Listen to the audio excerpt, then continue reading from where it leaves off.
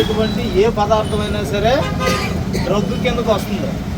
అది వైన్, మన brandy, whisky, నాటు సారా, అలాగే మత్తుని కలిగించేటువంటి పదార్థం ఏదైనా సరే అది దీనికి మంచిది కాదు, మన శరీరానికి మంచిది కాదు అనేటువంటిది ఈ చెప్పడానికే.